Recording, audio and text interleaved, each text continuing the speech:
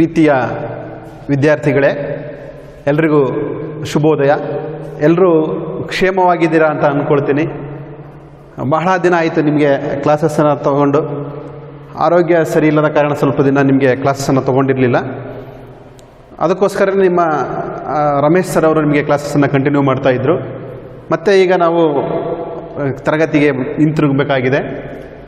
ನಾವು ಕಳೆದ ತರಗತಿಯಲ್ಲಿ ದ್ವಿತೀಯ PUCಯ ಪಠ್ಯಕ್ಕೆ ಸಂಬಂಧಪಟ್ಟಂತೆ ಕದಡಿದ ಸೆಲ್ಲಂ ತಿಳಿಯೊಂದದೆ ಎನ್ನುವಂತಹ ಪದ್ಯ ಭಾಗವನ್ನು ಪ್ರಾರಂಭ ಮಾಡಿದ್ವಿ. ಅದರಲ್ಲಿ ಕೆಲವೊಂದು ಪದ್ಯಗಳನ್ನು ಸಹ ಆಲ್ರೆಡಿ ಮುಗಿಸಿದ್ವಿ. ಅದಾದ ನಂತರ ನನಗೆ ಆರೋಗ್ಯ ಸರಿ ಇಲ್ಲದ ಕಾರಣ ಮತ್ತೆ ನಿಮಗೆ ಕ್ಲಾಸನ್ನು ತಗೊಳ್ಳೋಕ್ಕಾಗಿರಲಿಲ್ಲ. ಈಗ ಮತ್ತೆ ಅದೇ ಕದಡಿದ ಸೆಲ್ಲಂ ತಿಳಿಯೊಂದದೆ ನಾಗಚಂದ್ರ ಅವರು ಬರೆದಿರುವಂತಹ ಪದ್ಯ ಭಾಗವನ್ನು ಈಗ ಮುಂದುವರಿಸೋಣ ಎನ್ನುವಂಥದ್ದು. ನೀವೆಲ್ಲರೂ ಸಹ ಮೊದಲನೇ ತರಗತಿಯನ್ನು ಕೇಳಿದಿರ. ಈ ಕದಡಿದ ಸೆಲ್ಲಂ ತಿಳಿಯೊಂದದೆ ಎನ್ನುವಂತಹ ಆ ಪದ್ಯ ಭಾಗದ ಬಗ್ಗೆ ಸ್ವಲ್ಪ ನಿಮಗೆ ತಿಳುವಳಿಕೆ ಇದೆ ಅಂದ್ಕೊಳ್ತೀನಿ. ಅಂದರೆ ಇಲ್ಲಿ ರಾವಣ ಸೀತೆಯನ್ನು ಪಡೀಲಿಕ್ಕೋಸ್ಕರ ಯಾವ ರೀತಿಯ ಒಂದು ಪರಿತಪಿಸ್ತಾ ಇದ್ದಾನೆ, ಏನೆಲ್ಲ ಮಾಡ್ತಾ ಇದ್ದಾನೆ ಎನ್ನುವುದನ್ನು ನಾವು ನೋಡಿದ್ವಿ. ಅಂದರೆ ಅವನು ಸೀತೆಯನ್ನು ಪಡೀಲಿಕ್ಕೋಸ್ಕರ ಬಹುರೂಪಿಣಿ ವಿದ್ಯೆಯನ್ನು ವಶಪಡಿಸಿಕೊಂಡ. ಆ ಬಹುರೂಪಿಣಿ ವಿದ್ಯೆ ವಶ ಆದಂಥ ಸಂದರ್ಭದಲ್ಲಿ ಅದು ಯಾವ ರೀತಿಯಾಗಿ ಅವನ ಮುಂದೆ ಅದು ಬಂದು ನಿಂತುಕೊಳ್ತು ಅಂದರೆ ಮೊದಲನೇ ಪದ್ಯದಲ್ಲಿ ನೋಡಿದಾಗ, ಅಂದರೆ ಮುಂಗಾರು ಮಳೆಯ ಅರ್ಭಟದಂತೆ ಬಂದು ನನ್ನನ್ನು ಏನಕ್ಕೋಸ್ಕರ ವಶಪಡಿಸಿಕೊಂಡೆ, ಏನು ಎತ್ತ ಅಂತ ಹೇಳ್ಬಿಟ್ಟು ರಾವಣನನ್ನು ಆ ಒಂದು ಬಹುರೂಪಿಣಿ ವಿದ್ಯೆ ಕೇಳುತ್ತೆ. ಅದು ಬಹುರೂಪಿಣಿ ವಿದ್ಯೆ ವಶ ಆದ ತಕ್ಷಣ ಹೇಳುತ್ತೆ, ಚರಮದೇಹಧಾರಿಯಪ್ಪ ರಾಮನನ್ನು ಚಕ್ರಾಧರನಾಗಿರುವಂತಹ ಲಕ್ಷ್ಮಣರನ್ನು ಬಿಟ್ಟು ಇನ್ನುಳಿದವರನ್ನು ಬದುಕೋದಕ್ಕೆ ಬಿಡನು ಅಂತ ಹೇಳ್ಬಿಟ್ಟು ಹೇಳಿದಂತಹ ಆ ಬಹುರೂಪಿಣಿ ವಿದ್ಯೆ ಹೇಳುತ್ತೆ. ತಕ್ಷಣ ರಾವಣನಿಗೆ ಮುಖ್ಯವಾಗಿ ಬೇಕಾಗಿದ್ದು ರಾಮ ಲಕ್ಷ್ಮಣರ ಅಳಿವು. ಅಂದರೆ ರಾಮ ಲಕ್ಷ್ಮಣರನ್ನ ಕೊಲ್ಲಬೇಕು, ಅವರನ್ನು ಸೋಲಿಸಬೇಕು, ಸೀತೆಯನ್ನು ವಶಪಡಿಸಿಕೊಳ್ಬೇಕು ಎನ್ನುವಂತಹ ಒಂದು ಮನದ ಆಸೆಯನ್ನು ಹೊಂದ್ಬಿಟ್ಟು ರಾವಣ ಈ ಒಂದು ಬಹುರೂಪಿಣಿ ವಿದ್ಯೆಯನ್ನು ವಶಪಡಿಸಿಕೊಂಡಿದ್ದ. ಆದರೆ ಬಹುರೂಪಿಣಿ ವಿದ್ಯೆ ರಾಮ ಲಕ್ಷ್ಮಣರನ್ನ ಇಬ್ಬರನ್ನ ಬಿಟ್ಟು ಬೇರೆಯವರನ್ನು ಬದುಕಲಿಕ್ಕೆ ಬಿಡೋದಿಲ್ಲ ಅಂತ ಹೇಳ್ಬಿಟ್ಟು ಹೇಳಿದಾಗ ಎಲ್ಲೋ ಒಂದು ಕಡೆ ಅವನಿಗೆ ಒಂಥರ ಅಸಮಾಧಾನ ಆಗುತ್ತೆ. ಆದರೂ ಸಹ ಅವನು ಆ ಒಂದು ಶಾಂತಿ ಜಿನಭವನವನ್ನು 3 ಸಾರಿ ಪ್ರದಕ್ಷಿಣೆ ಮಾಡ್ತಾನೆ. ಮತ್ತೆ ಅವನು ಬರ್ತಾನೆ. ಅದಾದ ನಂತರ ಅವನು ಅಂತಃಪುರಕ್ಕೆ ಅಂತಃಪುರಕ್ಕೆ ಬರುವಂತಹ ಸಂದರ್ಭದಲ್ಲಿ ಅಲ್ಲಿ ಆ ಒಂದು ಕಪಿ ಸೈನ್ಯ ಎನ್ನುವಂಥದ್ದು ಆ ಒಂದು ಅಂತಃಪುರಕ್ಕೆ ಮುತ್ತಿಗೆ ಹಾಕಿ ಅಲ್ಲಿರುವಂತಹ ಮಹಿಳೆಯರಿಗೆ ಹಲವಾರು ತೊಂದರೆಗಳನ್ನು ಕೊಟ್ಟಿರುತ್ತೆ. ಅದರಲ್ಲೂ ಆ ಒಂದು ಅಂತಃಪುರದ ಸ್ತ್ರೀಯರು ಹಾಗೂ ಅವನ ಹೆಂಡತಿಯಾಗಿರುವಂತಹ ಮಂಡೋದರೆ ಅವರೆಲ್ಲರೂ ಸಹ ಒಂಥರ ಮುಖ ಎಲ್ಲ ತುಂಬ ಕೆಂಪಾಗಿರ್ತವೆ, ಬಾಡಿ ಹೋಗಿರ್ತವೆ, ತುಂಬ ಒಂದು ಅಸಮಾಧಾನ ಚಿತ್ರದಿಂದ ಕುಂತಿರ್ತಾರೆ. ಆ ಒಂದು ಅಂತಃಪುರಕ್ಕೆ ಬಂದು ಅವರೆಲ್ಲರನ್ನು ಸಹ ಅವನು ಸಮಾಧಾನವನ್ನು ಮಾಡ್ತಾನೆ. ಅಂದರೆ ಆ ಒಂದು ಕಪಿ ಸೈನ್ಯ, ಆ ಒಂದು ಹನುಮಂತ, ಆ ಕಚ್ಚರ ಅವರೆಲ್ಲರೂ ಸಹ ಇರ್ತಾರಲ್ಲ, ಅವರೆಲ್ಲರನ್ನೂ ಸಹ ನಾನು ನಿಮಗೆಲ್ಲ ಒಂದು ಅವಮಾನವನ್ನು ಮಾಡಿದಾರಲ್ಲ, ಅವರನ್ನು ನಿಮಗೆ ಉಬ್ಬು ಗಂಟಿಕ್ಕುವಷ್ಟರಲ್ಲಿ ಅವರನ್ನು ಕರ್ಕೊಂಡ್ಬಂದ್ಬಿಟ್ಟು ಎಳೆಯಾಗಿ ನಾನು ನಿಮ್ಮ ಮುಂದೆ ನಾನು ಅವರನ್ನು ಸೋಲಿಸ್ತೀನಿ ಅಂತೇಳ್ಬಿಟ್ಟು ಏನು ಮಾಡ್ತೀನಪ್ಪ ಸೋಲಿಸ್ತೀನಿ ಅಂತೇಳ್ಬಿಟ್ಟು ರಾವಣ ಆ ಅಂತಃಪುರದ ಸ್ತ್ರೀಯರನ್ನು ಮತ್ತು ತನ್ನ ಹೆಂಡತಿಯಾಗಿರುವಂತಹ ಆ ಒಂದು ಮಂಡೋದರೆಯನ್ನು ಏನು ಮಾಡಿದಪ್ಪ ಅಂತ ಹೇಳಿದರೆ ಸಮಾಧಾನವನ್ನು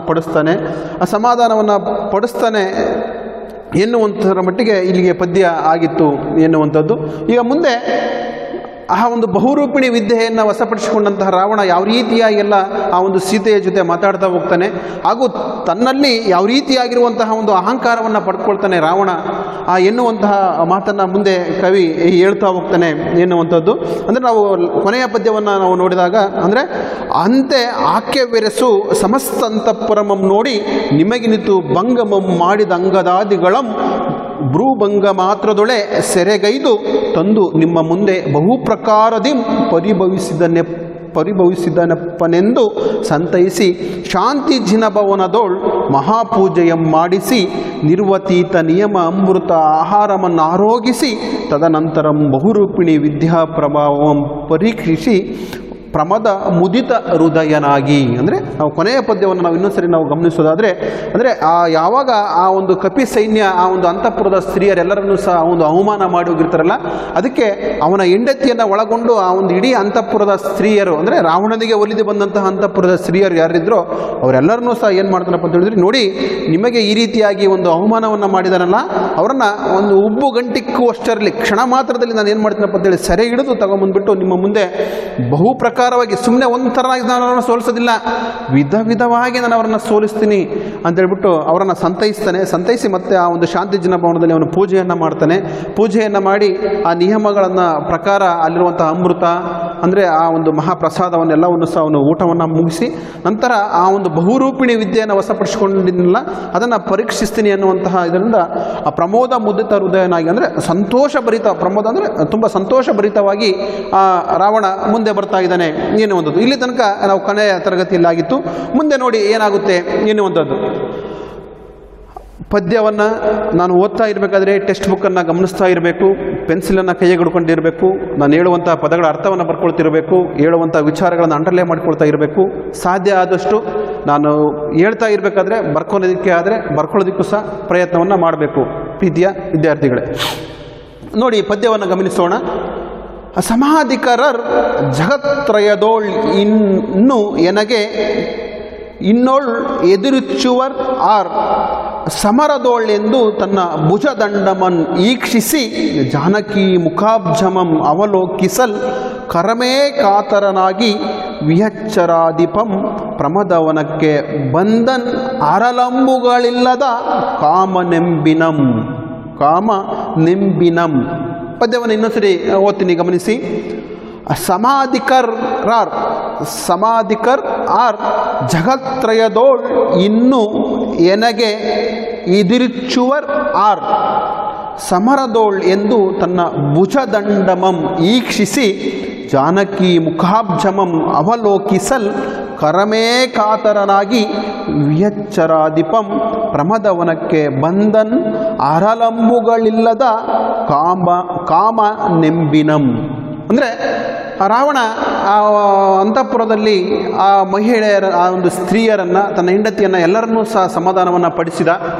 ಅಂದರೆ ನಿಮಗೆ ತೊಂದರೆಯನ್ನು ಕೊಟ್ಟಂತಹ ಆ ಒಂದು ಅಂಗದಾದಿಗಳಾಗಿರುವಂತಹ ಕಪಿ ಸೈನ್ಯವನ್ನು ಕ್ಷಣ ಮಾತ್ರದಲ್ಲೇ ನಿಮ್ಮ ಮುಂದೆ ತಂದು ವಿಧ ವಿಧವಾಗಿ ಸೋಲಿಸಿ, ಅಂದರೆ ನಿಮ್ಮ ಒಂದು ಅವಮಾನಕ್ಕೆ ತಕ್ಕ ಶಾಸ್ತ್ರ ನಾನು ಮಾಡ್ತೀನಿ ಅಂತ ಹೇಳ್ಬಿಟ್ಟು ಅವರಿಗೆ ಹೇಳಿ ತನ್ನ ಬಹುರೂಪಿಣಿ ವಿದ್ಯೆಯನ್ನು ಅವನು ಪರೀಕ್ಷಿಸಿ ಅಲ್ಲೇ ಇರುವಂತಹ ಆ ಒಂದು ಶಾಂತಿ ಜನಭವನದಲ್ಲಿ ಮಹಾಪೂಜೆಯನ್ನು ಮಾಡ್ತಾನೆ. ಮಾಡಿ ಆ ಒಂದು ಬಹುರೂಪಿಣಿ ವಿದ್ಯೆಯಿಂದ ಸಂತೋಷಭರಿತನಾಗಿ ಮುಂದೆ ಬರ್ತಾನಂತೆ. ಅದಕ್ಕೆ ಅವನು ರಾವಣ ಮಾತಾಡ್ತಾ ಇದ್ದಾನೆ ಏನಪ್ಪ ಅಂತ ಹೇಳಿದರೆ ಸಮಾಧಿಕರ್ ಅಂದರೆ ನನಗೆ ಯಾರೂ ಸರಿಸಾಟಿ ಇಲ್ಲ. ರಾವಣ ಹೇಳ್ತಾ ಇದ್ದಾನೆ ಇಲ್ಲಿ ಏನಪ್ಪ ಅಂತ ಹೇಳಿದ್ರೆ ಸಮಾಧಿಕರ್ ಅಂದರೆ ಸರಿಸಾಟಿ. ರಾವಣ ನನಗೆ ಯಾರೂ ಸರಿಸಾಟಿನೇ ಇಲ್ಲ ಅಂತೆ. ಯಾಕೋಸ್ಕರ ಬಹುರೂಪಿಣಿಯಿಂದ ವಶಪಡಿಸ್ಕೊಂಡಿದ್ರಲ್ಲ, ಅದಕ್ಕೆ ನನಗೆ ಯಾರೂ ಸರಿಸಾಟಿ ಇಲ್ಲ. ಯಾವುದರಲ್ಲಿ? ಎಲ್ಲಿ? ಜಗತ್ರಯದೋಳ್ ಅಂದರೆ ಜಗತ್ತಿನಲ್ಲಿ ನನಗಿನ್ನು ಸರಿಸಮನಾಗಿರುವಂಥವರು ಎನ್ನೋಳ್ ಎದುರ್ಚುವರ್ ಅಂದರೆ ನನ್ನನ್ನು ಅಂದರೆ ನನ್ನ ಎದುರಿಸಿರುವಂಥವರು ಯಾರೂ ಇಲ್ಲ. ಆರ್ ಎಲ್ಲಿ ಅಂತೆ? ಸಮರದೋಳ್. ಸಮರ ಅಂದರೆ ಯುದ್ಧ.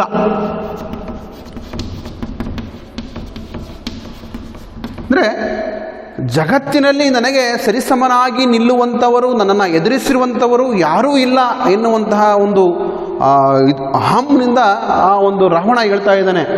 ಸಮಾಧಿಕರ ಜಗತ್ರಯದೋಳು ಇನ್ನು ನನಗೆ ಎದುರಿಚ್ಚುವರಾರ್ ಸಮರದೋಳೆಂದು ಅಂದರೆ ಆ ಯುದ್ಧದಲ್ಲಿ ನನಗೆ ಸರಿಸಮನಾಗಿ ಎದುರು ನಿಂತು ನನ್ನನ್ನು ಸೋಲಿಸುವಂಥವರು ಯಾರೂ ಇಲ್ಲ ಇನ್ಮೇಲೆ, ಯಾಕಂದರೆ ಬಹುರೂಪಿಣಿ ವಿದ್ಯೆಯನ್ನು ನಾನು ವಶಪಡಿಸಿಕೊಂಡಿದ್ದೀನಿ ಎಂದು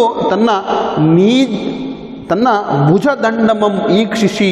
ಭುಜದಂಡ ಅಂದರೆ ತನ್ನ ತೋಳುಗಳನ್ನು ಈ ಥರ ಮಾಡ್ತೀನಂತವನು. ಅಂದರೆ ಆ ಭುಜದಂಡ ಅಂತಂದರೆ ನೀಳಬಾಹುಗಳನ್ನು ಭುಜದಂಡ ಅಂದರೆ ಆ ಒಂದು ನೀಳ ಬಾಹುಗಳನ್ನು ಅವನೇನು ಮಾಡ್ತೀನಪ್ಪ ಅಂತ ಹೇಳಿದ್ರೆ, ಅಂದರೆ ನನಗೆ ಸರಿಸಮನಾಗಿ ನಿಲ್ಲುವಂಥವರು ಯಾರೂ ಸಹ ಇಲ್ಲ ಅಂತೇಳ್ಬಿಟ್ಟು ತನ್ನ ಭುಜದಂಡಗಳನ್ನು ಈ ಥರ ಅವನು ನೋಡಿಕೊಳ್ತಿದ್ದಾನಂತೆ. ಈಕ್ಷಿಸಿ ಅಂದರೆ ಭುಜದಂಡವನ್ನು ತಾನೇ, ಅಂದರೆ ತುಂಬ ಶಕ್ತಿ ಭರಿತವಾಗಿದ್ದೀನಿ, ಪ್ರತಿಯೊಬ್ಬರನ್ನೂ ಸಹ ಎದುರಿಸುವಂತಹ ಶಕ್ತಿ ಸಾಮರ್ಥ್ಯ ಇದೆ, ನನಗೆ ಎದುರಾಗಿ ನಿಲ್ಲುವಂಥವ್ರು ಯಾರೂ ಸಹ ಇಲ್ಲ ಅಂತೇಳ್ಬಿಟ್ಟು ರಾವಣ ತನ್ನಲ್ಲೇ ತಾನು ಅಂದ್ಕೊಳ್ತಾ ಏನು ಮಾಡ್ತೀನಪ್ಪ ಅಂತೇಳಿದರೆ ಜಾನಕಿ ಮುಖಾಬ್ಜಮಂ ಅವಲೋಕಿಸಲ್ ಅಂದರೆ ಆ ಒಂದು ಜಾನಕಿ ಅಂತೇಳಿದರೆ ಸೀತೆಯ ಮುಖಾಬ್ಜಮಂ ಅಂದರೆ ಆ ಒಂದು ಸೀತೆಯ ಮುಖವನ್ನು ಕಾಣಲಿಕ್ಕೆ ಅವಲೋಕಿಸಲು ಅಂತೇಳಿದ್ರೆ ಕಾಣಲಿಕ್ಕೆ, ಅವಲೋಕಿಸಲ್ ಅಂದರೆ ಆ ಸೀತೆಯ ಮುಖವನ್ನು ಕಾಣಲಿಕ್ಕೆ ಅವನೇನು ಮಾಡ್ತೀನಪ್ಪ ಅಂತ ಹೇಳಿದ್ರೆ ಕಾತರನಾಗಿ ಕರಮ ಅಂತ ಹೇಳಿದ್ರೆ ತುಂಬ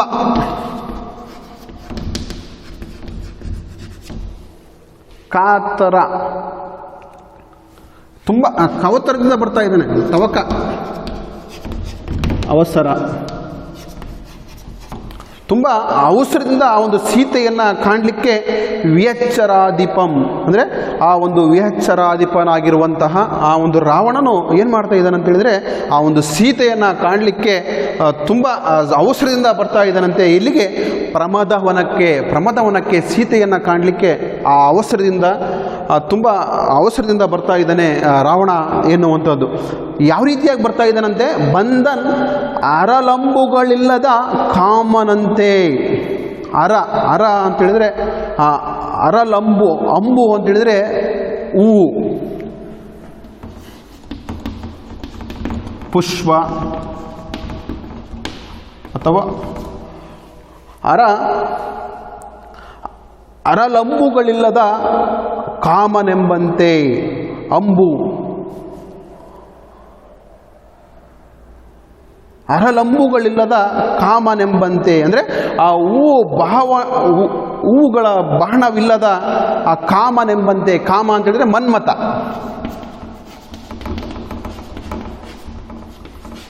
ಅಂದರೆ ರಾವಣ ಇಲ್ಲಿ ಮನ್ಮಥ ಇದ್ದಂಗೆ ಇದ್ದಾನೆ.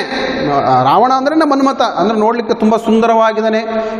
ಭುಜಬಲಗಳಿಂದ ಆವೃತವಾಗಿರುವಂತಹ ಸುಂದರ ಸದ್ರೂಪಿಯಾಗಿರುವಂಥವನು ಈ ರಾವಣ ಎನ್ನುವಂಥವ್ರು.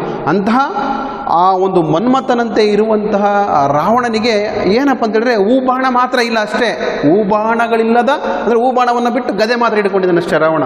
ಅಂತಹ ಹೂಬಾಣಗಳಿಲ್ಲದ ಮನ್ಮಥನಂತೆ ಆ ಸೀತೆಯನ್ನು ಕಾಣಲಿಕ್ಕೆ ಅವಸರದಿಂದ ಪ್ರಮಾದವನಕ್ಕೆ ಬರ್ತಾ ಇದ್ದಾನೆ ರಾವಣ ಎನ್ನುವಂಥದ್ದು. ಯಾಕಂದರೆ ತನಗೆ ಬಹುರೂಪಿಣಿ ವಿದ್ಯೆ ವಶ ಆಗಿದೆ, ನನಗೆ ಎದುರಾಗಿ ನಿಲ್ಲುವಂಥವರು ಯಾರೂ ಇಲ್ಲ, ಇನ್ನು ನನ್ನನ್ನು ಎದುರಿಸುವಂಥವರು ಯಾರೂ ಇಲ್ಲ ಎನ್ನುವಂತಹ ಮಾತನ್ನು ಸೀತೆಗೆ ಹೇಳಬೇಕು ರಾವಣ.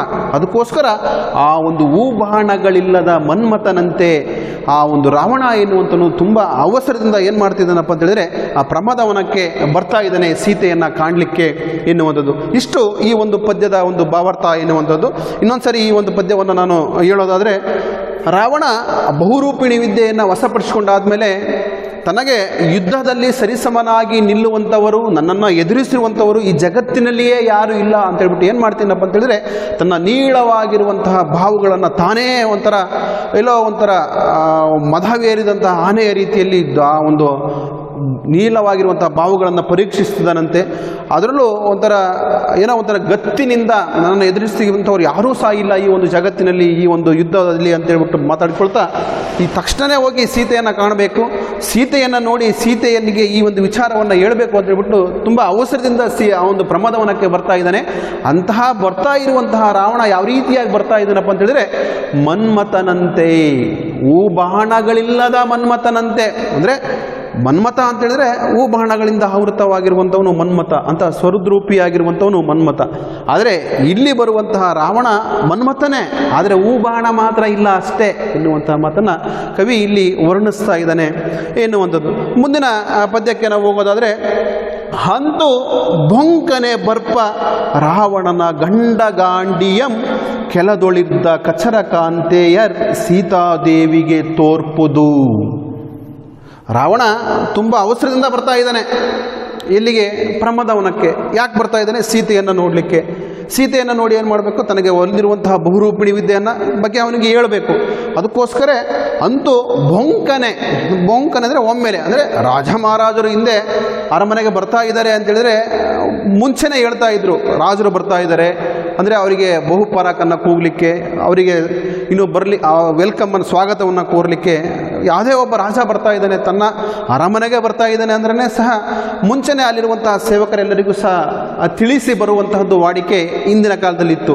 ಅಂತಹ ಆ ರಾಜನಾಗಿರುವಂತಹ ಈ ರಾವಣ ಎನ್ನುವಂಥವನು ಸೀತೆಯನ್ನು ಕಾಣಲಿಕ್ಕೆ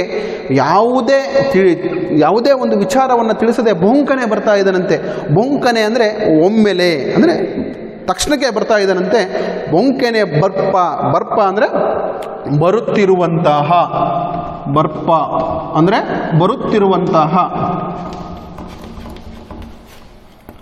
ಒಮ್ಮೆಲೆ ಆ ಬರ್ತಾ ಇರುವಂತಹ ರಾವಣನ ಗಂಡಗಾಂಡಿಯಂ, ಆ ರಾವಣ ತಕ್ಷಣಕ್ಕೆ ಬರ್ತಾ ಇದ್ದಾನೆ.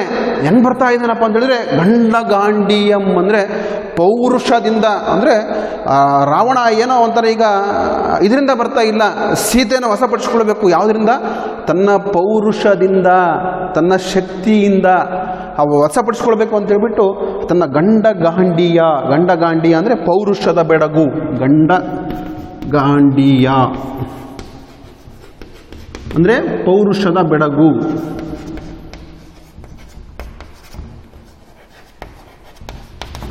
ಆ ಒಂದು ಪೌರುಷದ ಆ ಬೆಡಗಿನಿಂದ ಆ ರಾವಣ ಬರ್ತಾ ಇದ್ದಾನಂತೆ.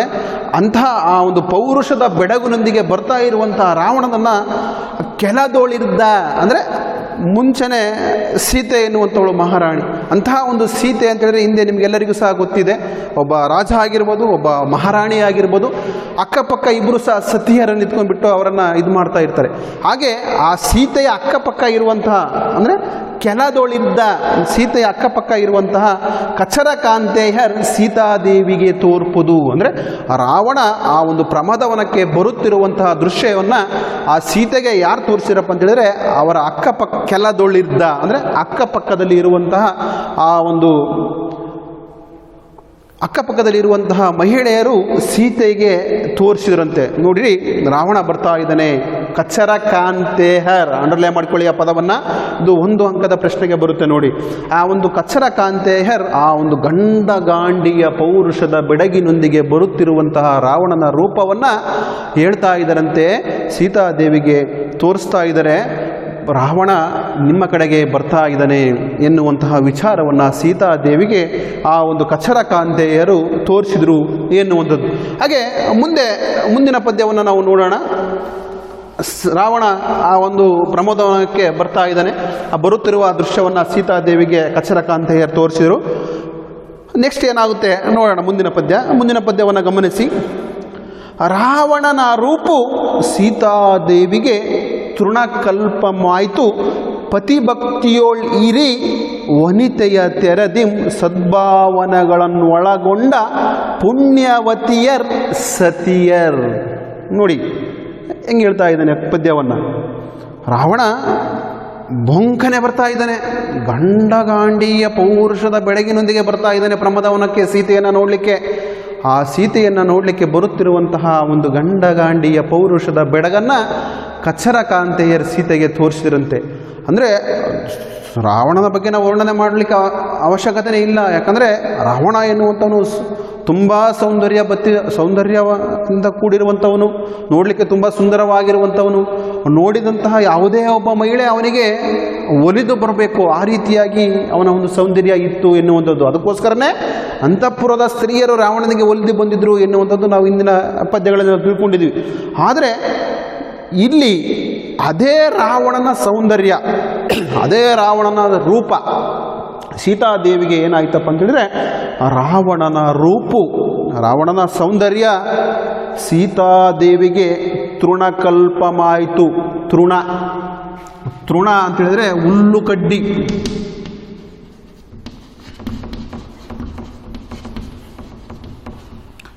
ರಾವಣನ ರೂಪ ಸೀತಾದೇವಿಗೆ ಏನಾಯ್ತಂತೆ, ಹುಲ್ಲು ಕಡ್ಡಿಗೆ ಸಮ ಆಯ್ತಂತೆ. ಆ ಹುಲ್ಲು ಕಡ್ಡಿಗೂ ಅಲ್ಪ ಅಂದರೆ ಚಿಕ್ಕದು ಸ್ವಲ್ಪ. ಆ ಹುಲ್ಲು ಕಡ್ಡಿಗಿಂತನೂ ಸಾಕಿಗೆ ಆ ಒಂದು ರಾವಣನ ರೂಪ ಏನು ಅನಿಸ್ತಾನೆ ಇಲ್ಲಂತೆ. ಆ ಸೀತಾದೇವಿಯ ದೇವಿಗೆ ತೃಣಕಲ್ಪಮಾಯಿತು. ಆ ತೃಣಕ್ಕೂ ಸಹ ಸಮ ಆಗಲಿಲ್ಲಂತೆ ರಾವಣನ ರೂಪ. ಭಕ್ತಿಯೊಳಿರೆ ಅಂದರೆ ಯಾಕೋಸ್ಕರ ಆ ಒಂದು ರಾವಣನ ರೂಪ ಸೀತಾದೇವಿಗೆ ಯಾಕದು ಹುಲ್ಲು ಕಡ್ಡಿಗಿಂತನೂ ಸಹ ಸಮ ಆಯಿತಪ್ಪ ಅಂತೇಳಿದರೆ, ಪತಿ ಭಕ್ತಿಯೋಳ್ ಇರೆ ವನಿತೆ ಅಂದರೆ ಮಹಿಳೆ, ಹೆಂಡತಿ. ಅಂದರೆ ಪತಿ ಭಕ್ತಿಯಲ್ಲಿ ಈಕೆಯ ತೆರದಿ ಸದ್ಭಾವನೆಗಳನ್ನು ಒಳಗೊಂಡ, ಸದ್ಭಾವ ಅಂದರೆ ಒಳ್ಳೆಯ ಗುಣಗಳನ್ನು, ಸದ್ಭಾವನೆ ಒಳ್ಳೆಯ ಗುಣಗಳನ್ನು ಅಂದರೆ ಪತಿಭಕ್ತಿಯಲ್ಲಿ ಈ ಸೀತೆಯಂತೆ ಒಳ್ಳೆಯ ಗುಣಗಳನ್ನು ಒಳಗೊಂಡಿರುವಂತಹ ಇನ್ನೊಬ್ಬ ಮಹಿಳೆ ಯಾರೂ ಇರಲಿಲ್ಲಂತೆ. ಸತಿಭಕ್ತಿಯೋಳ್ ಸದ್ಭಾವಗಳನ್ನೊಳಗೊಂಡ ಪುಣ್ಯವತಿಯರ್ ಸತಿಯರ್, ಅಂದರೆ ಅಂತಹ ಪುಣ್ಯವತಿಯಾಗಿರುವಂಥವಳು ಯಾರು ಅಂದರೆ ಸೀತೆಯಂತೆ.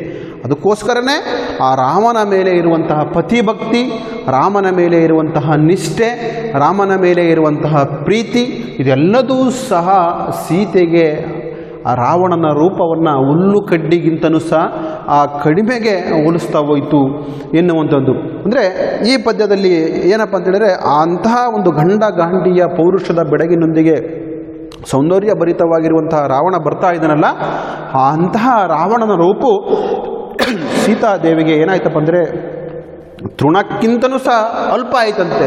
ಅಂದರೆ ಆ ಹುಲ್ಲು ಕಡ್ಡಿಗಿಂತನೂ ಸಹ ಕಡಿಮೆ ಆಗಿಬಿಡ್ತಂತೆ. ಅಂತಹ ಆ ಒಂದು ಪತಿಭಕ್ತಿಯಲ್ಲಿ ಈ ಸೀತೆಯನ್ನು ಮೀರಿಸುವಂಥವ್ರು ಯಾರೂ ಇರಲಿಲ್ಲ.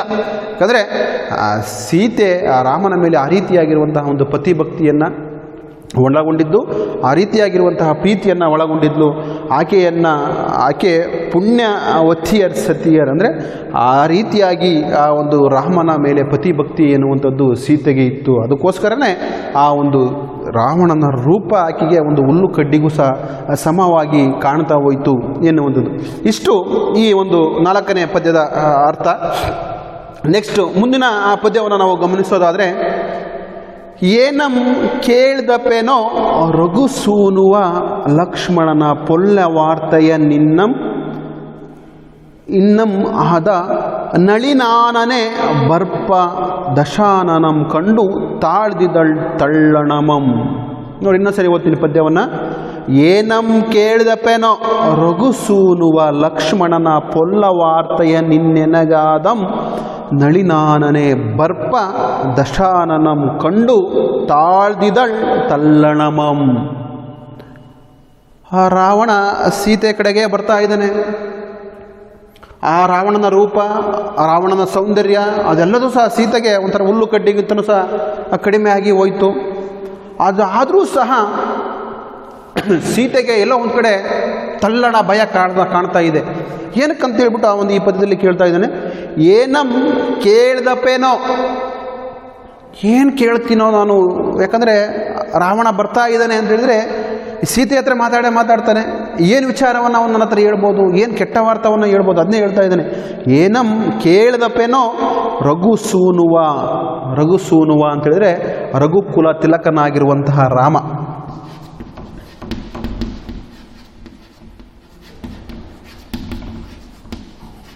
ರಘುಕುಲ ತಿಲಕ ಆಗಿರುವಂತಹ ಆ ರಾಮನ ಬಗ್ಗೆ, ಲಕ್ಷ್ಮಣನ ಬಗ್ಗೆ ಪೊಲ್ಲ ಅಂತೇಳಿದ್ರೆ, ಪೊಲ್ಲ ವಾರ್ತೆ ಅಂದರೆ ಕೆಟ್ಟ ವಾರ್ತೆ.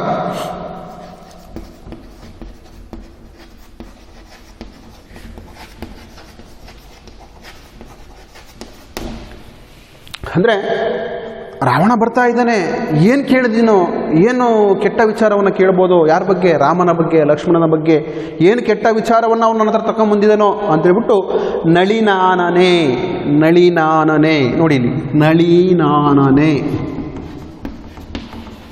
ನಳಿನ ಪ್ಲಸ್ ಆನನೆ, ನಳಿನ ಅಂದರೆ ತಾವರೆ, ಆನನ ಅಂದರೆ ಮುಖ. ತಾವರೆಯಂತಹ ಮುಖವುಳ್ಳಂಥವಳು ಯಾರು? ಅವಳು ನಳಿನಾನನೆ. ನೋಡಿ ಇದು ಬರಲಿಕ್ಕೆ ಬರುತ್ತೆ, ಗುಣವಾಚಕವನ್ನು ಬರಲಿಕ್ಕೆ ಬರುತ್ತೆ. ನಳಿನಾನನೆ, ನಳಿನ ಪ್ಲಸ್ ಆನನೆ, ನಳಿನಾನನೆ.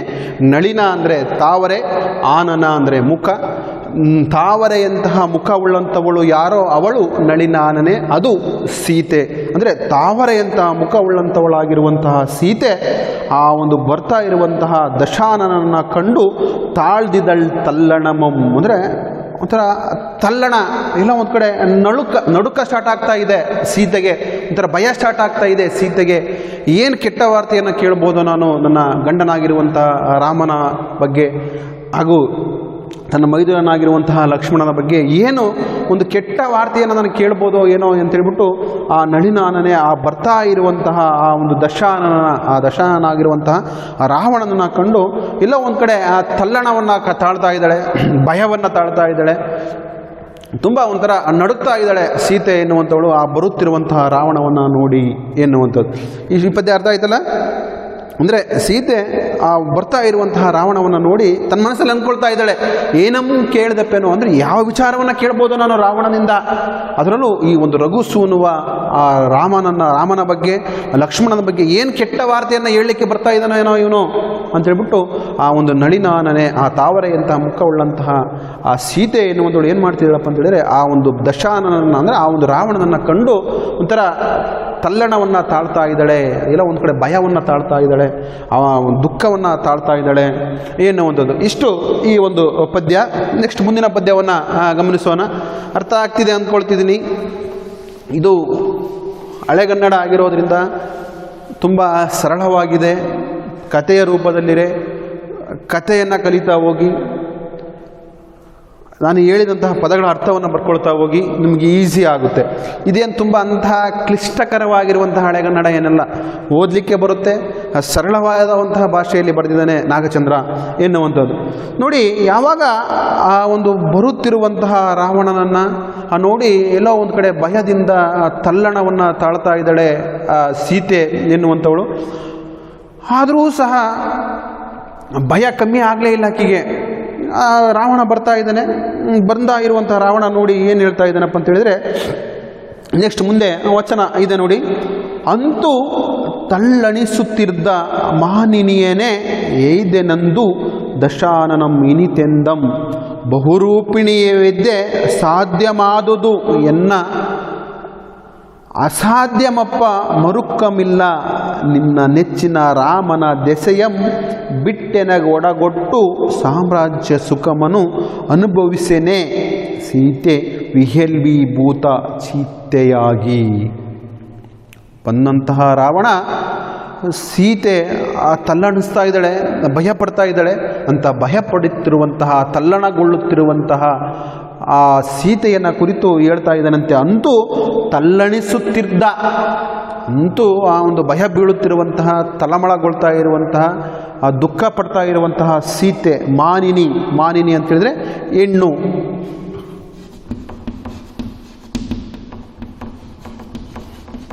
ಆದರೆ ನಾವಿಲ್ಲಿ ಸೀತೆಯನ್ನು ನೋಡಬೇಕು. ಅಂದರೆ ಆ ಒಂದು ತಲ್ಲಣಿಸ್ತಾ ಇರುವಂತಹ ಮಾನಿನಿಗೆ ಏಯ್ದೆ ಒಂದು ಅಂದರೆ ಎದುರುಗೊಂಡು,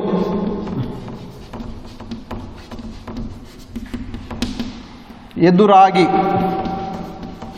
ಆ ಸೀತಾದೇವಿಗೆ ಅವನು ಎದುರಾದಂತೆ, ಎದುರಾಗಿ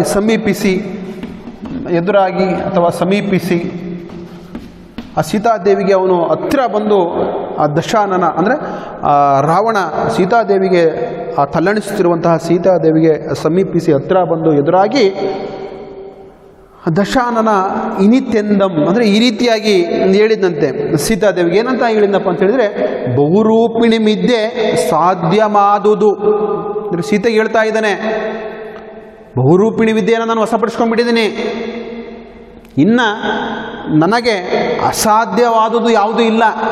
ಯಾಕಂದರೆ ಬಹುರೂಪಿಣಿ ವಿದ್ಯೆ ಎನ್ನುವಂಥದ್ದು ನನಗೆ ವಶ ಆಗಿಬಿಟ್ಟಿದೆ. ಇನ್ನು ನನಗೆ ಸರಿಸಮನಾಗಿ ನಿಲ್ಲುವಂಥವರು ಯುದ್ಧದಲ್ಲಿ ಆಗಿರ್ಬೋದು, ಎಲ್ಲೇ ಆಗಿರ್ಬೋದು, ಯಾರೂ ಸಹ ನನಗೆ ಸರಿಸಮನಾಗಿ ನಿಲ್ಲುವಂಥವ್ರು ಯಾರೂ ಇಲ್ಲ. ಅದಕ್ಕೆ ಮರುಕವಿಲ್ಲ, ಅಂದರೆ ನನಗೆ ಎದುರಾಳಿನೇ ಇಲ್ಲ.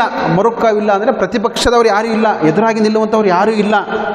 ಅದಕ್ಕೆ ನೀನು ನಿನ್ನ ಗಂಡನಾಗಿರುವಂತಹ ಶ್ರೀರಾಮನ ದೆಸೆಯನ್ನು, ಅವನ ಆಸೆಯನ್ನು ಬಿಟ್ಬಿಡು, ರಾಮನ ಆಸೆಯನ್ನು ಬಿಟ್ಟು ಒಡಂಗೊಟ್ಟು, ಆ ರಾಮನ ಆಸೆಯನ್ನು ಬಿಟ್ಟು ಎನಗೆ ಒಡಂಗೊಟ್ಟು ಅಂದರೆ ನನಗೆ ಒಪ್ಕೊಂಡ್ಬಿಡು, ಎನಗೆ ಒಡಂಬಟ್ಟು ಒಪ್ಪಿಕೊಂಡ್ಬಿಟ್ಟು, ಅಂದರೆ ಆ ರಾಮನ ಆಸೆಯನ್ನು ಬಿಟ್ಟು ಎನಗೆ ಒಡಂಗೊಟ್ಟು ಅಂದರೆ ನನಗೆ ನನ್ನನ್ನು ಒಪ್ಪಿಕೊಂಡು ಏನು ಮಾಡು, ಸಾಮ್ರಾಜ್ಯ ಸುಖಮನು ಅನುಭವಿಸನೆ. ಯಾಕಂದರೆ ಅದರಲ್ಲೂ ರಾವಣ ಎನ್ನುವಂಥವನು ಒಂದು ರಾಜ್ಯದ ಅಧಿಪತಿ, ಮಹಾರಾಜ, ನೋಡಲಿಕ್ಕೆ ಸುಂದರವಾಗಿರುವಂಥವನು, ಸಕಲ ಸಂಪತ್ತು ಐಶ್ವರ್ಯ ಎಲ್ಲವನ್ನು ಸಹ ಒಳಗೊಂಡಿರುವಂಥವನು, ಒಂದು ರಾಜ್ಯಕ್ಕೆ ಅಧಿಪತಿಯಾಗಿರುವಂಥವನು. ತನಗಿರುವಂತಹ ಸಾಮ್ರಾಜ್ಯ ಸುಖವನ್ನು ಅನುಭವಿಸಿ ನೀನು, ಯಾಕಂದರೆ ನನಗೆ ಬಹುರೂಪಿಣಿ ವಿದ್ಯೆ ವಶ ಆಗಿದೆ, ನನಗೆ ಎದುರಾಗಿ ನಿಲ್ಲುವಂಥವ್ರು ಯಾರೂ ಇಲ್ಲ. ಅಂದರೆ ಅವನು ಇಂಡೈರೆಕ್ಟಾಗಿ ಹೇಳ್ತಾ ಇದ್ದಾನೆ, ಏನಪ್ಪ ಅಂತ ಹೇಳಿದ್ರೆ ನಾನು ರಾಮ ಲಕ್ಷ್ಮಣರನ್ನ ಕೊಲ್ತೀನಿ, ರಾಮ ಲಕ್ಷ್ಮಣರನ್ನ ಸೋಲಿಸ್ತೀನಿ, ನಿನ್ನನ್ನು ವಶಪಡಿಸ್ಕೊಳ್ತೀನಿ ಅಂತೇಳ್ಬಿಟ್ಟು ಇಂಡೈರೆಕ್ಟಾಗಿ ಹೇಳ್ತಾ ಇದ್ದಾನೆ. ಅದಕ್ಕೆ ಆ ರಾಮ ನನಗೆ ಮಿರುಕ್ಕಮಿಲ್ಲ, ಅಂದರೆ ನನ್ನ ಪ್ರತಿಪಕ್ಷದವರೇ ಇಲ್ಲ, ನನಗೆ ಎದುರಾಗಿ ನಿಲ್ಲುವಂಥವರೇ ಯಾರೂ ಇಲ್ಲ. ಅದಕ್ಕೆ ಆ ರಾಮನ ಆಸೆಯನ್ನು ಬಿಟ್ಬಿಡು, ರಾಮನ ಆಸೆಯನ್ನು ಬಿಟ್ಟು ನನಗೆ ಒಡಂಬಿಟ್ಟು ಅಂದರೆ ನನ್ನನ್ನು ಒಪ್ಪಿಕೊಂಡ್ಬಿಟ್ಟು ಸಾಮ್ರಾಜ್ಯ ಸುಖವನ್ನು ಅನುಭವಿಸೇನೆ ಸೀತೆ, ಅನುಭವಿಸು ಸೀತೆ ಅಂತೇಳ್ಬಿಟ್ಟು ರಾವಣ ಸೀತೆಯನ್ನು ಹೇಳಿದಂತೆ. ಯಾವಾಗ ರಾಮನನ್ನು ಬಿಡು, ನನ್ನನ್ನು ಒಪ್ಪಿಕೋ, ನನ್ನ ಸಾಮ್ರಾಜ್ಯ ಸುಖವನ್ನು ಅನುಭವಿಸು ಎನ್ನುವಂತಹ ಮಾತನ್ನು ರಾವಣ ಸೀತೆಗೆ ಹೇಳಿದ್ನೋ, ತಕ್ಷಣಕ್ಕೆ ಸೀತೆ ವಿಹಲ್ವೀಭೂತ ಚಿತ್ತೆಯಾಗಿ, ವಿಹಲ್ವಿ ತುಂಬ ದುಃಖ ಆಯ್ತಕಿಗೆ, ವಿಹಲ್ವಿ ದುಃಖ ಸಂಕಟ, ತುಂಬ ಸಂಕಟ ಆಯಿತು ಅಂತಕ್ಕಿಗೆ, ತುಂಬ ಸಂಕಟ ಆಯಿತು, ತುಂಬ ದುಃಖ ಆಯಿತು. ಆ ಮನಸ್ಸು ಏನಪ್ಪ ಏನು ಮಾಡಬೇಕು ಎನ್ನುವಂತಹ ಇದರಿಂದ ತುಂಬ ಚಂಚಲವಾಗಿ ದುಃಖಭರಿತವಾಗಿ ವಿಹಲ್ಬೀಭೂತ ಚಿತ್ತೆಯಾಗಿ, ಅಂದರೆ ಆ ದುಃಖಭರಿತವಾಗಿರುವಂತಹ ಮನಸ್ಸನ್ನು ಒಳಗೊಂಡು ಆ ಸೀತೆ ತುಂಬ ಯೋಚನಾ ಮಗ್ನಳಾಗಿ ಕೂತ್ಕೊಂಡ್ಳು ಆ ಒಂದು ರಾವಣನ ಮಾತನ್ನು ಕೇಳಿ ಎನ್ನುವಂಥದ್ದು. ಯಾಕೆ ಸೀತೆ ಆ ಒಂದು ದುಃಖಭರಿತಳಾದಳು ಅಂತ ಹೇಳಿದರೆ, ರಾವಣ ಹೇಳಿದಂತಹ ಮಾತನ್ನು ಕೇಳಿ, ಅಂದರೆ ನನಗೆ ಬಹುರೂಪಿಣಿ ವಿದ್ಯೆ ವಶ ಆಗಿದೆ, ರಾಮ ಲಕ್ಷ್ಮಣರನ್ನು ನಾನು ಸೋಲಿಸ್ತೀನಿ, ನಿನ್ನನ್ನು ನಾನು ವಶಪಡಿಸ್ಕೊಳ್ತೀನಿ, ರಾಮನ ಆಸೆಯನ್ನು ಬಿಟ್ಬಿಡು, ನನ್ನ ಆ ನನ್ನನ್ನು ಒಪ್ಕೊಂಡ್ಬಿಟ್ಟು ಸಾಮ್ರಾಜ್ಯ ಸುಖವನ್ನು ಅನುಭವಿಸು ಅಂತೇಳ್ಬಿಟ್ಟು ಯಾವಾಗ ಆ ಒಂದು ರಾವಣ ಹೇಳಿದ್ನೋ, ಅದಕ್ಕೆ ಆಕೆಗೆ ಒಂಥರ ತುಂಬ ದುಃಖಭರಿತವಾಗಿ ಸಂಕಟಭರಿತವಾಗಿ ಸೀತೆ ಎನ್ನುವಂಥಳು ಒಂದು ದುಃಖಭರಿತವಾಗಿರುವಂಥ ಮನಸ್ಸನ್ನು ಹೊತ್ಕೊಂಡ್ಬಿಟ್ಟು ಕೂತ್ಕೊಂಡಿದ್ಲು ಎನ್ನುವಂಥದ್ದು. ಇಷ್ಟು ಈ ಪದ್ಯ. ನೆಕ್ಸ್ಟ್ ಮುಂದಿನ ಪದ್ಯವನ್ನು ನಾವು ಗಮನಿಸೋದಾದರೆ, ಕರುಣಿಸು ಒಡೆಯನಗೆ ದಶಕಂದರ ದುರದೋಳ್ ರಘುತನುಜಂ ಆಯುಂ ಪ್ರಾಣಂ ಬರೆಗಂ ಬಹಾರದಿರೆನುತಂ ಧರಿತ್ರಿಯೋಳ್ ಮೈಯನ್ನೊಕ್ಕು ಮೂರ್ಛೆಗೆ ಸಂದಳ್. ಯಾವಾಗ ರಾವಣ ಸೀತೆ ಹತ್ರ ಬಂದು ರಾಮನ ಆಸೆಯನ್ನು ಬಿಟ್ಬಿಡು, ನನ್ನನ್ನು ಒಪ್ಕೊಂಡ್ಬಿಡು, ನನ್ನನ್ನು ಒಪ್ಕೊಂಡು ನನ್ನ ಸಾಮ್ರಾಜ್ಯ ಸುಖವನ್ನು ಅನುಭವಿಸು ಅಂತ ಹೇಳ್ಬಿಟ್ಟು ಯಾವಾಗ ಆ ಒಂದು ಸೀತೆಗೆ ಹೇಳಿದ್ನೋ, ಆವಾಗ ಸೀತೆ ತುಂಬ ದುಃಖಭರಿತ ಆಗ್ತಾಳೆ. ಅದಕ್ಕೆ ಸೀತೆ ಮುಂದಿನ ಪದ್ಯದಲ್ಲಿ ಹೇಳ್ತಾ ಇದ್ದಾಳೆ ಏನಂತೆ, ಕರುಣಿಸು ಒಡೆಯನಗೆ. ಸೀತೆ ರಾವಣನಿಗೆ ಹೇಳ್ತಾ ಇದ್ದಾಳಂತೆ, ನನ್ನ ಮೇಲೆ ನಿನಗೆ ಕರುಣೆ ಇದ್ದರೆ, ನನ್ನ ಮೇಲೆ ನೀನು ಕರುಣೆಯನ್ನು ತೋರಿಸುವುದಾದರೆ ಏನಂತೆ, ದಶಕಂಠ ನನ್ನ ಮೇಲೆ ಕರುಣೆಯನ್ನು, ನನ್ನ ಮೇಲೆ ಪ್ರೀತಿಯನ್ನು ನನ್ನ ಮೇಲೆ ತೋರಿಸೋದಾದರೆ ರಾವಣ ದುರ ಅಂತೇಳಿದರೆ ಯುದ್ಧ,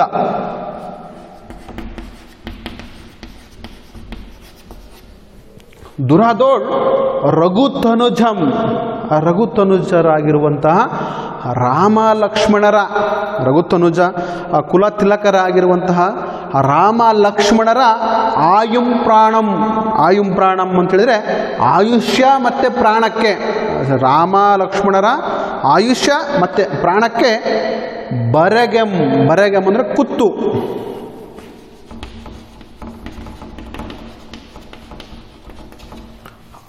ಆ ರಾಮ ಲಕ್ಷ್ಮಣರ ಒಂದು ಆಯುಷ್ಯ ಮತ್ತು ಪ್ರಾಣಕ್ಕೆ ಯಾವುದೇ ಒಂದು ಕುತ್ತನ್ನು ತರಬೇಡ, ಬಹಾರದಿರೆನುತಂ ಅವರ ಒಂದು ಆಯುಷ್ಯ ಮತ್ತು ಪ್ರಾಣಕ್ಕೆ ಯಾವುದೇ ಒಂದು ಕುತ್ತನ್ನು ತರಬೇಡ ಅಂತೇಳ್ಬಿಟ್ಟು ಏನು ಮಾಡಿದ್ಲು ಅಂತ ಹೇಳಿದರೆ, ಎಂಥ ಧರಿತ್ರಿ ಅಂದರೆ ಭೂಮಿ,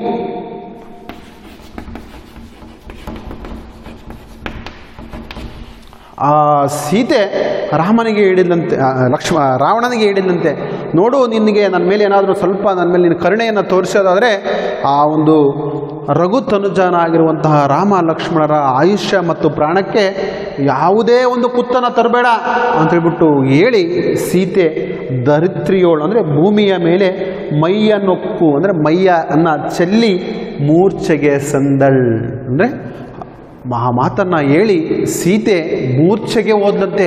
ಯಾಕೆ, ರಾಮನನ್ನು ಬಿಟ್ಟು ಇರಲಿಕ್ಕೆ ಸಾಧ್ಯ ಇಲ್ಲ ಆಕೆಗೆ. ಅದಕ್ಕೋಸ್ಕರನೇ ಹಿಂದೆ ಲಕ್ಷ್ಮಣ ಕಾಡಿಗೆ ಬಿಟ್ಟು ಬರ್ತೀನಿ ಅಂತೇಳ್ಬಿಟ್ಟು ಹೇಳಿದಂತಹ ಸಂದರ್ಭದಲ್ಲಿಯೂ ಸಹ ಆಕೆ ಮೂರ್ಛೆಗೆ ಹೋಗಿದ್ಲು. ಅದೇ ರೀತಿಯಾಗಿ ಈಗ ಆ ಒಂದು ರಾಮ ಲಕ್ಷ್ಮಣರನ್ನ ಕೊಲ್ತೀನಿ, ರಾಮ ಲಕ್ಷ್ಮಣರ ಆಯುಷ್ಯ ಮತ್ತು ಪ್ರಾಣಕ್ಕೆ ಕುತ್ತರ್ತೀನಿ ಅಂತೇಳ್ಬಿಟ್ಟು ರಾವಣ ಹೇಳಿದ ತಕ್ಷಣವೂ ಆಕೆಗೆ ತಡ್ಕೊಳಕ್ಕಾಗಲಿಲ್ಲ.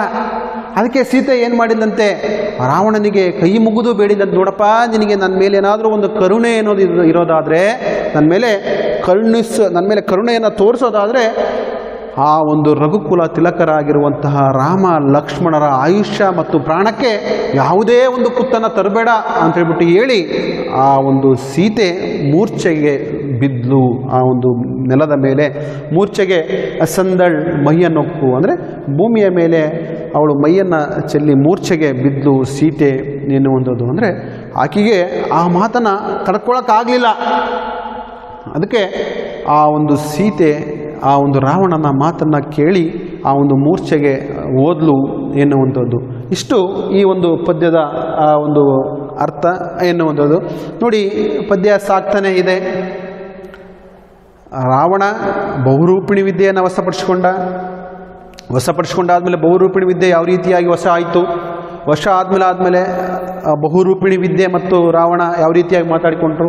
ಅದಾದಮೇಲೆ ರಾವಣ ಅಂತಃಪುರಕ್ಕೆ ಬಂದಿದ್ದು, ಅಂತಃಪುರದಲ್ಲಿ ಕಪಿ ಸೈನ್ಯ ಅಲ್ಲಿರುವಂಥವರೆಲ್ಲರಿಗೂ ಸಹ ತೊಂದರೆಯನ್ನು ಕೊಟ್ಟಿದ್ದು. ಅದಾದಮೇಲೆ ಆ ಒಂದು ಅಂತಃಪುರದ ಸ್ತ್ರೀಯರಿಗೆ ರಾವಣ ಆ ಒಂದು ಭರವಸೆಯನ್ನು ಕೊಟ್ಟಿದ್ದು.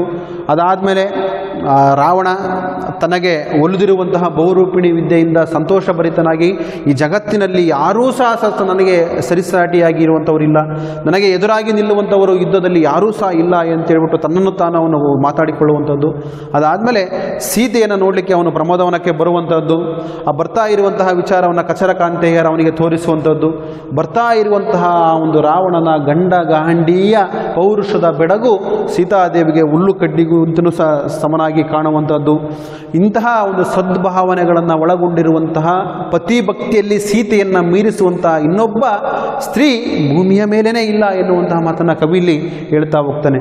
ಅಂತಹ ಬರುತ್ತಿರುವಂತಹ ರಾವಣನ ರೂಪವನ್ನು ನೋಡಿ ಸೀತೆ ತಲ್ಲಣ್ಣವನ್ನಗೊಳ್ಳುವಂಥದ್ದು, ಭಯಭೀತಳಾಗಿರುವಂಥದ್ದು. ಯಾವ ವಿಚಾರವನ್ನು ಕೇಳ್ಬೋದೋ ನಾನು ಎನ್ನುವಂತಹ ಭಯಭೀತಳಿಂದ ಆ ಒಂದು ಕಾಯ್ತಾ ಇರುವಂಥದ್ದು. ಬಂದಾದಮೇಲೆ ಆ ಒಂದು ಸೀತೆಯನ್ನು ಕುರಿತು ರಾವಣ ಮಾತಾಡಿದ್ದು, ಬಹುರೂಪಿಣಿ ವಿದ್ಯೆ ನನಗೆ ವಶ ಆಗಿದೆ, ನನಗೆ ಎದುರಾಗಿ ನಿಲ್ಲುವಂಥವ್ರು ಯಾರೂ ಇಲ್ಲ, ರಾಮನ ಮೇಲೆ ಇರುವಂತಹ ಆಸೆಯನ್ನು ಬಿಟ್ಬಿಡು, ನನ್ನನ್ನು ಒಪ್ಪಿಕೊಂಡು ನನ್ನ ಸಾಮ್ರಾಜ್ಯ ಸುಖವನ್ನು ಅನುಭವಿಸು ಅಂತೇಳ್ಬಿಟ್ಟು ಹೇಳಿದಂತಹ ವಿಚಾರ.